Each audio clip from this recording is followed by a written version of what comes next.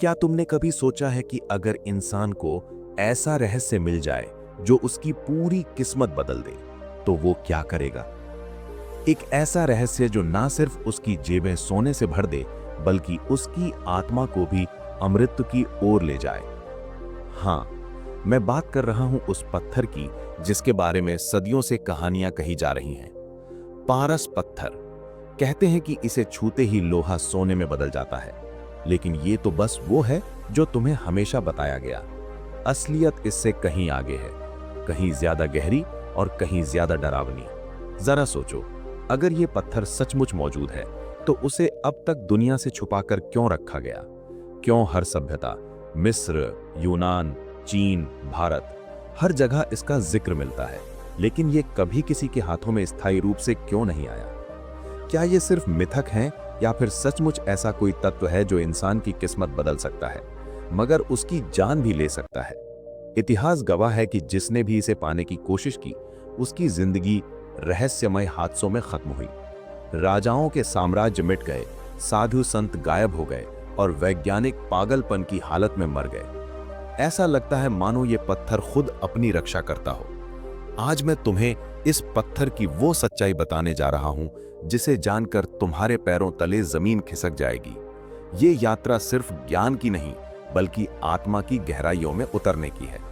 और याद रखना, एक बार तुमने ये रहस्य सुन लिया तो शायद तुम्हारा वापस लौटना मुमकिन ना हो। अगर आप भी रहस्यों की गहराई में उतरना चाहते हैं और हर बार कुछ ऐसा सुनना चाहते हैं जो आपकी सोच बदल दे, तो चैनल को जरूर सब्सक्राइब कीजिए और इस वीडियो को अंत तक देखिए, क्योंकि आज जो राज मैं खोलने वाला हूं वो आपकी जिंदगी बदल सकता है। पारस पत्थर, एक ऐसा नाम जिसे सुनते ही इंसान की कल्पनाएं पंख लगा लेती हैं। किसी को इसमें सोना दिखता है, किसी को अमृत और किसी को अलौकिक शक्ति। लेकिन सच्चाई ये है कि इस पत्थर की कहानी सिर्फ धातु बदलने की नहीं है, ये है इंसान और ब्रह्मांड के बीच सबसे गहरी कड़ी की। मानव सभ्यता की शुरुआत से ही इंसान की सबसे बड़ी लालसा रही है अमरत्व और असीमित धन। लेकिन यह सिर्फ साधारण लालसा नहीं थी। हर सभ्यता के आर्ष, दार्शनिक और सम्राट मानते थे कि कहीं ना कहीं इस ब्रह्मांड में एक ऐसा तत्व मौजूद है जो इन दोनों इच्छाओं को पूरा कर सकता है। भारत में इसे पारस कहा गया, मिस्र में स्टोन ऑफ टर्निंग, यूनान में फिलोसोफर्स स्टोन और चीन में एलेक्सर ऑफ इमॉर्टैलिटी। क्या यह संयोग है कि पूरी दुनिया की सभ्यताओं ने अलग अलग समय और भाषा में एक ही चीज का वर्णन किया, या ये सब किसी छिपे हुए सच की गवाही है? भारत के ऋग्वेद और अथर्ववेद में सीधे पारस शब्द नहीं मिलता, लेकिन वहां एक ऐसे दिव्य तत्व का वर्णन है जो साधारण धातु को उच्चतम अवस्था में पहुंचा देता है। अथर्ववेद में लिखा है, यह रस ही सुवर्णम करोति अमृतत्वम तस्मै ददाति, अर्थात जो रस साधारण को सोने में बदल दे, वही साधक को अमृत भी प्रदान करता है। यह सोना केवल धातु नहीं, बल्कि आत्मा की उच्चतम अवस्था का प्रतीक है।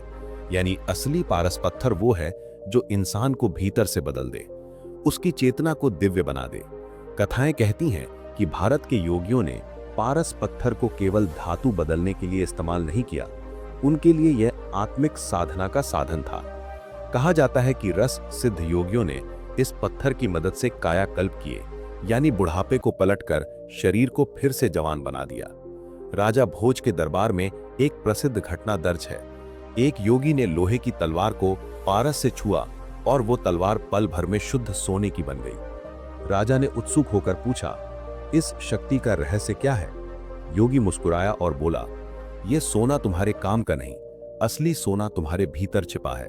अगर उसे पहचानना सीख गए तो ये पत्थर तुम्हारी आत्मा को भी सोना बना देगा।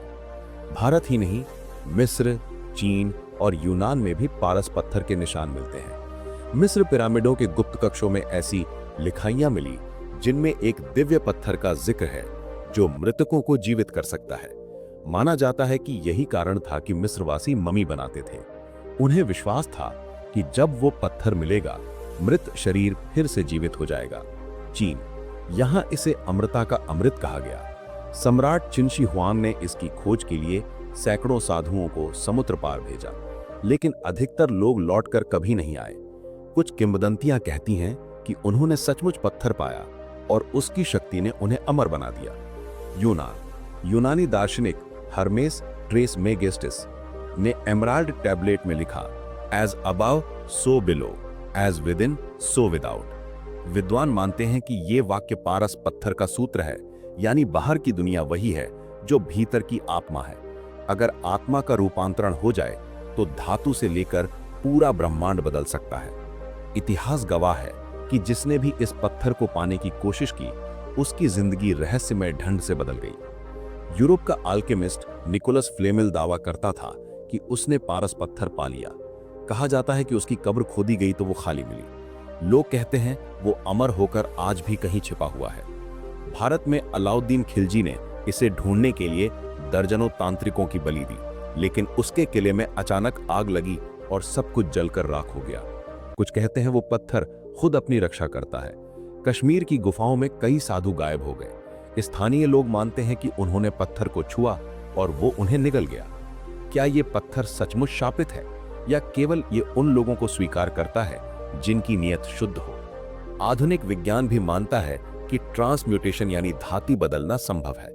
परमाणु के भीतर प्रोटॉनों की संख्या बदलकर एक धातु को दूसरी धातु में बदला जा सकता है। यानी वैज्ञानिक दृष्टि से यह सिद्धांत असंभव नहीं है, लेकिन इसके लिए इतनी ऊर्जा चाहिए जो किसी एक पत्थर में होना अकल्पनीय है। तो क्या पारस पत्थर वास्तव में किसी अज्ञात ऊर्जा स्रोत का टुकड़ा है? क्या ये उल्का पिंड से आया है या फिर ये पृथ्वी पर जन्मा कोई रहस्यमयी तत्व है जिसे अभी तक विज्ञान ने खोजा ही नहीं? किंवदंतियों और प्रयोगों से जो सबसे बड़ा रहस्य सामने आता है वो है पारस पत्थर की असली शक्ति सोना बनाने में नहीं, बल्कि आत्मा को बदलने में है।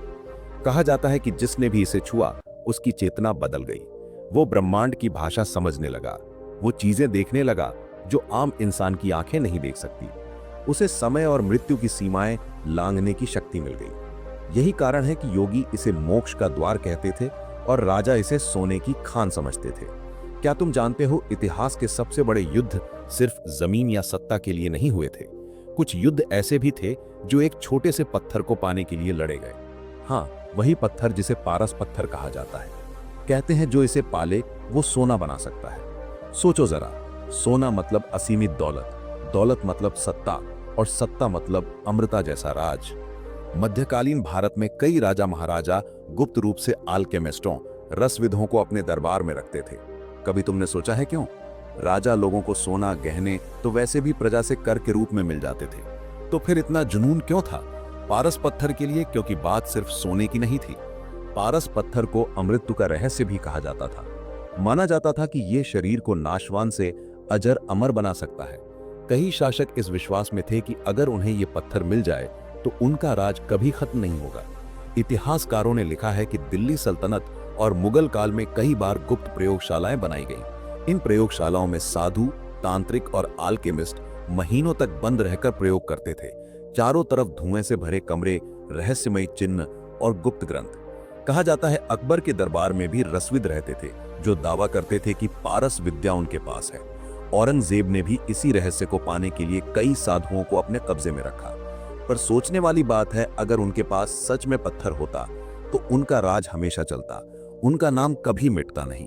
तो क्या ये सब झूठ था या पत्थर सच में उनके पास आया और फिर गायब हो गया? कुछ इतिहासकार कहते हैं कि अलाउद्दीन खिलजी ने दक्षिण भारत की तरफ चढ़ाई सिर्फ सोने और हीरों के लिए नहीं की थी।